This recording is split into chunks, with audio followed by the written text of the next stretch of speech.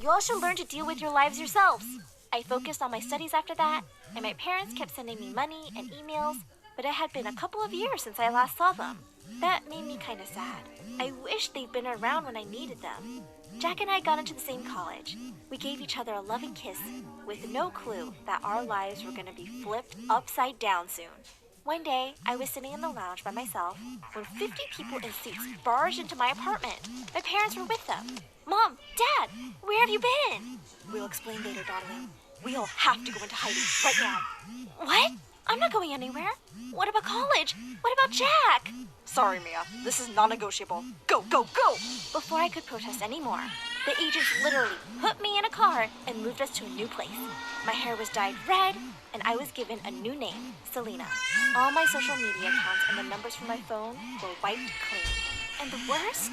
I was told not to contact Jack for my own safety and his. I couldn't believe it. I'd worked so hard to build my life, and it had been torn to pieces. I got really mad at my parents and decided to run away and live alone.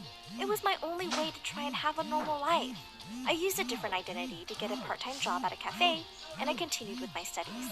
One day while I was working at the cafe, I saw a customer shouting at his wife. I just couldn't stand there and watch. I marched right over and told him off in front of everybody. As a few other people joined me and the rude man muttered an apology, I turned around to see someone I never thought I'd see again. I thought you were letting people deal with their lives themselves. Jack? I nearly smothered him with a bear hug. He said he'd been searching for me for a year with no luck. But one day, out of the told him where I was. I'm back. What? They've known all along where I am? Of course, they're spies. Yes. Die salopet is een gevoel van vrijheid, ja. Away so you can live your own life. They asked me to take care of you and to tell you that they really love you. Hearing that, I burst into tears. I wished I could meet them, but of course, I had no idea where they were by now. It's okay, Mia.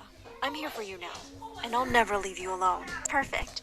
Except that I really miss my parents. We settled into our new home, and I had a good job at a company waiting for me, but I didn't feel really happy. Something inside me wanted to do something that helped other people. And that's how I decided to go into training to become a firefighter.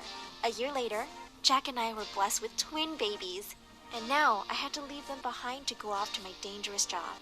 I understood how hard it was, and how my parents must have felt leaving me behind every time.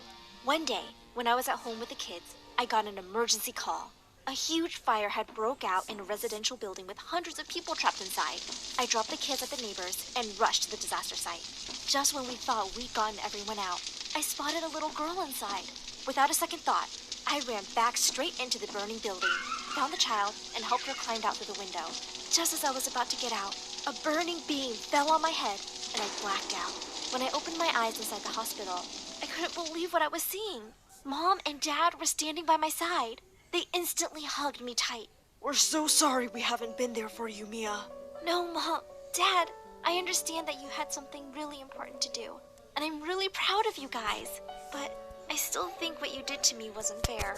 We don't expect you to forgive us now, but please let us make it up to you for lost time. I decided to give them a chance. Fast forward 6 months, and I fully recovered, and I